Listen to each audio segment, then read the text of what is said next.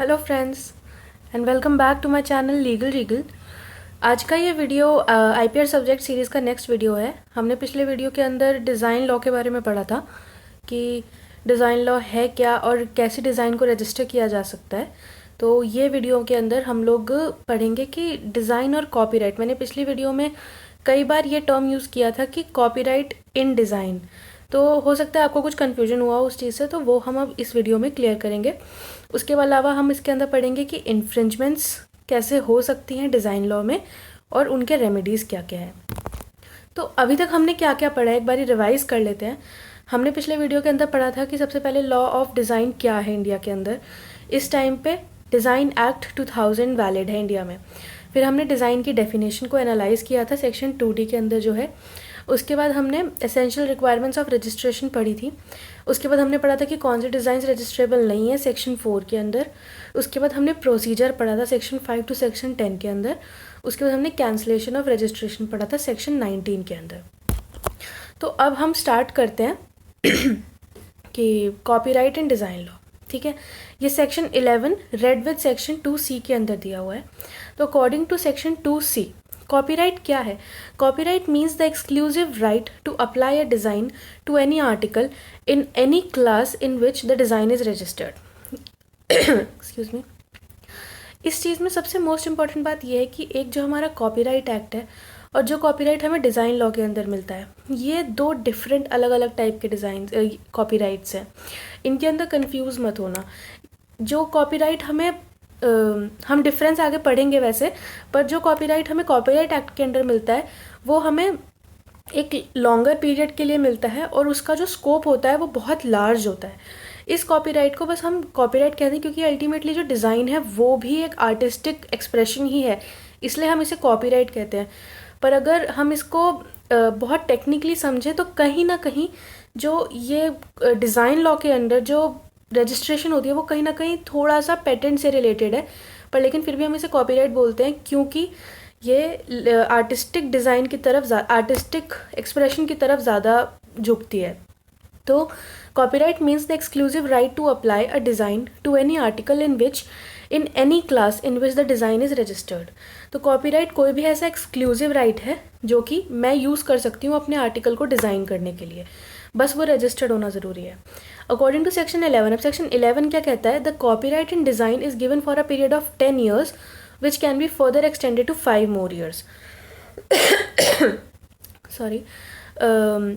तो ये सेक्शन जो कह रहा है कि जो कॉपीराइट है वो 10 years के लिए दिया जाता है, जिसको हम एक्सटेंड कर सकते हैं 5 more years के लिए। दैट मीन्स जो कॉपीराइट हमें डिज़ाइन लॉ के अंदर मिलता है वो कॉपीराइट हमें 15 years के लिए मैक्सिमम मिल सकता है। और अगर हम कंपेयर करें कॉपीराइट लॉ के अंदर, तो कॉपीराइट लॉ के अंदर मोर देन 60 years के लिए मिलता है। तो आगे बढ़ते हैं कि डिज़ाइन एंड कॉपीराइट। इसके अंदर जो मोस्ट इम्पॉर्टेंट चीज़ है वो ये है कि कुछ डिज़ाइंस ऐसे होते हैं जो कि दोनों के दोनों कॉपीराइट एक्ट और डिज़ाइन एक्ट दोनों में रजिस्टर किए जा सकते हैं। तो इसके में मोस्ट इम्पॉर्टेंट बात समझने की ये है कि जो डिज़ाइन है वो दोनों लॉज के अंडर जो राइट्स हैं उनको एंजॉय नहीं कर सकता। जो एप्लीकेंट है उसे चूज़ करना पड़ेगा कि वो कॉपीराइट में चूज़ करना चाहता है या फिर डिज़ाइन लॉ में। पर एक छोटा सा कैच है। कैच क्या है कि डिज़ाइन के अंदर अगर कोई एक पर्टिकुलर आपका आर्टिस्टिक एक्सप्रेशन है, एक डिज़ाइन है, वो अगर कमर्शियली यूज़ हो रहा है एंड वो 50 times से ज़्यादा प्रोड्यूस हो चुका है या रिप्रोड्यूस हो चुका है, तो जो कॉपीराइट है वो उसी टाइम ख़त्म हो जाएगा। तो इट इज़ बेटर कि अगर आपने एक डिज़ाइन बनाया है, बिकॉज अगर जैसे मैंने पिछले वीडियो में फैंटा की बॉटल का एग्जांपल दिया था, तो अगर फैंटा की एक बॉटल है तो अगर ऐसा तो नहीं है ना कि वो अब एक पूरा इतना बड़ा कंपनी खोलेंगे और केवल 50 बॉटल्स बनाएंगे। तो दैट इज़ बेनिफिशियल कि अगर वो कंपनी डिज़ाइन लॉ के अंदर अपने प्रोडक्ट को, अपने डिज़ाइन को रजिस्टर करा ले, ना कि कॉपीराइट के अंदर उसे छोड़ दें। तो और ये चीज़ बहुत इंपॉर्टेंट है समझनी कि दोनों एक्ट्स के अंदर क्लेम नहीं कर सकता है कोई भी इंसान, किसी एक के अंदर ही क्लेम करना होगा। हम डिज़ाइन और कॉपीराइट का फटाफट से डिफरेंस पढ़ लेते हैं। जो डिज़ाइन के अंडर है जो वो एक्सक्लूसिव राइट होता है, कॉपीराइट के अंदर जो है वो केवल कॉपी करने का राइट होता है कि आप कॉपी नहीं कर सकते। डिज़ाइन के अंदर एक्सक्लूसिव राइट है कि केवल मैं ही इस्तेमाल कर सकता हूँ उसे। अगला है रजिस्ट्रेशन रिक्वायर्ड होता है डिज़ाइन लॉ में, और कॉपीराइट लॉ के अंदर ये है कि रजिस्ट्रेशन रिक्वायर्ड नहीं होता है। जो कॉपीराइट है वो जैसे ही आपकी आर्टिस्टिक या लिटरेरी डिवाइस या कोई सॉन्ग या कोई डांस या कोई वीडियो जैसे ही वो बनती है उसी टाइम उस पर कॉपीराइट क्लेम हो जाता है। कि जैसे मैं ये वीडियो बना रही हूँ तो इस वीडियो को मैं जैसे ही अपलोड करती हूँ, मतलब कि एक पब्लिक डोमेन में मैं लेकर आती हूँ, तो वो वैसे ही कॉपीराइटेड उसी टाइम हो जाएगी जैसे ही मैं इसे क्रिएट करती हूँ। और डिज़ाइन के अंदर मैंने अभी आपको बताया कि मैक्सिमम 15 ईयर्स का टाइम पीरियड होता है, जबकि कॉपीराइट के अंदर 60 ईयर्स से ज़्यादा का भी होता है। अगला टॉपिक है इन्फ्रिंजमेंट। डिज़ाइन लॉ के अंडर जो इन्फ्रिंजमेंट होता है उसे हम कहते हैं पायरेसी इन डिज़ाइन। ये अंडर सेक्शन 22 दिया हुआ है। तो ये सेक्शन 22 तीन ऐसे एक्ट्स को एक्सप्लेन करता है जिसको इन्फ्रिंजमेंट या पायरेसी माना जाएगा। तो पहला एक्ट है to publish or to have it published or exposed for sale any article of the class in question on which either the design or any fraudulent or obvious imitation has been applied. कि किसी भी ऐसे product को publish करना या फिर publish करने की कोशिश करना ताकि आप उसको सेल कर सको जिसके अंदर फ्रॉडुलेंट एंड ऑब्वियस इमिटेशन है।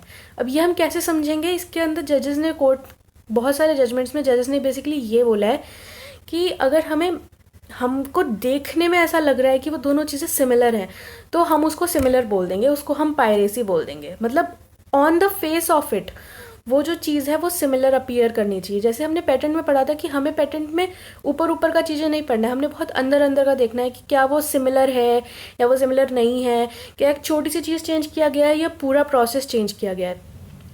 उससे बिल्कुल उल्टा है डिज़ाइन लॉ में। डिज़ाइन लॉ ये कहता है कि हमें कुछ अंदर का चेक नहीं करना, हमें केवल ये चेक करना है कि क्या दोनों डिज़ाइन आंखों से ऐसा लगता है कि वो सिमिलर है, तो वो उसको पब्लिश करना। To either apply or to cause to apply the design that is registered to any class of goods covered by the registration the design or any imitation of it. तो वही जो मैंने पहले बताया, पहले के अंदर है पब्लिश करना या फिर ट्राई टू पब्लिश करना सेल के लिए। दूसरा है आपने उस डिज़ाइन को अप्लाई करा अपने प्रोडक्ट पे या फिर ट्राई किया अप्लाई करने का। और तीसरा है कि इंपोर्ट करना, आपने इंपोर्ट किया सेल के पर्पज़ के लिए उस डिज़ाइन की चीज़ को। और क्लास सिमिलर होनी चाहिए, ये चीज़ बहुत इंपॉर्टेंट है, क्लास सिमिलर होना चाहिए। अब फैंटा की बॉटल का मैं आपको एग्जांपल देती हूँ। तो एक ऐसा लोशन भी है, मुझे नाम नहीं पता, बट एक लोशन भी है जिसका शेप काफ़ी हद तक फैंटा की बॉटल टाइप का है। तो ऐसे तो फिर कोर्ट कहेगा कि वो दोनों इन्फ्रिंज कर रहे हैं, मतलब जो वो लोशन की बॉटल है वो फैंटा की बॉटल को इन्फ्रिंज कर रहा है। बट लेकिन ऐसा नहीं है क्योंकि उनका प्रोडक्ट का क्लास एकदम डिफरेंट है। फैंटा एक ड्रिंक है एंड लोशन एक बॉडी लोशन है, ठीक है। उसके आगे सेक्शन 22 ही आगे जो है वो दो तरीके की रेमेडीज़ देता है। पहली remedy damages. Section 22 clause 2 sub clause A जो है वो कहता है कि कोई भी इंसान अगर 22 सेक्शन को कॉन्ट्रावीन कर रहा है तो उसको 25,000 जो है डैमेजेस देने पड़ेंगे किसी एक पर्टिकुलर कॉन्ट्रैक्ट या किसी एक पर्टिकुलर कॉन्ट्रावेंशन के लिए। और इसके अंदर एक मैक्सिमम लिमिट भी दी हुई है कि मैक्सिमम लिमिट 50,000 है। 50,000 रुपीज़ जो है किसी एक डिज़ाइन के लिए, उससे ज़्यादा क्लेम नहीं किए जा सकते हैं, ठीक है। इसको हम शॉर्ट में भी समझ सकते हैं रिकवरी ऑफ कॉन्ट्रैक्ट डैमेज। कि अगर किसी इंसान ने एक डिज़ाइन को बनाकर सेल कर कर प्रॉफिट कमा दिया है तो वो वाला जो पार्ट है वो इन डैमेजेस के अंडर आता है। जो सेकंड रेमेडी है वो है injunction. Section 22 clause 2 sub clause B जो है वो ये कहता है कि जो प्रोपराइटर है वो डैमेजेस प्लस इंजंक्शन के लिए अप्लाई कर सकता है कोर्ट के अंदर। इसमें एक ये चीज़ बहुत समझने वाली इंपॉर्टेंट बात है कि वो डैमेजेस और ये डैमेजेस में डिफरेंस है। वो डैमेजेस हैं जो कि सामने वाला जो ऑपोजिट पार्टी है उसने उस प्रोडक्ट को सेल करके कमाया है। और इसके अंदर जो डैमेजेस हैं वो डैमेजेस ऐसे डैमेजेस हैं जो जनरल डैमेजेस कोर्ट देता है कि आपने यूज़ किया तो इनकी रेप्यूटेशन को ख़राब हुआ तो वो कंपनसेशन चीज़ होती है। तो इंजंक्शन के ये जो क्लॉज सब क्लॉज बी है वो कहता है डैमेजेस प्लस इंजंक्शन, ठीक है। इसमें बहुत इंपॉर्टेंट बात ये भी है रेमेडीज़ के अंदर कि कोई भी एक ही रेमेडी क्लेम की जा सकती है, दोनों रेमेडीज़ एक साथ क्लेम नहीं की जा सकती। तो हम फटाफट से एक बार टाइमलाइन रिवाइज कर लेते हैं कि हमने इस वीडियो में क्या क्या पढ़ा। सबसे पहले हमने पढ़ा कि कॉपीराइट डिज़ाइन मतलब कॉपीराइट इन डिज़ाइन क्या होता है, जो टर्म मैंने बहुत बारी पिछले वीडियो में भी यूज़ किया था। तो कॉपीराइट इन डिज़ाइन ये चीज़ है कि हम डिज़ाइन को कॉपीराइट करते हैं, पर लेकिन वो कॉपीराइट एक्ट वाले कॉपीराइट से थोड़ा अलग है। बस हम बोलते कॉपीराइट इसलिए हैं क्योंकि हम एक तरीके से आर्टिस्टिक एक्सप्रेशन ही है ये भी। उसके बाद हमने पढ़ा कि what are the rights conferred by the registration of a design. फिर हमने पढ़ा इन्फ्रिंजमेंट और पायरेसी ऑफ डिज़ाइन और लीगल रेमेडीज़, जो कि हमने सेक्शन 22 में पढ़ी। तो आई होप आपको ये वीडियो से कुछ सीखने मिला हो, एंड थैंक यू। अगर आपको ये वीडियो अच्छा लगा हो तो प्लीज़ इसको लाइक, शेयर और सब्सक्राइब, मेरे चैनल को सब्सक्राइब ज़रूर करें। Thank you, bye.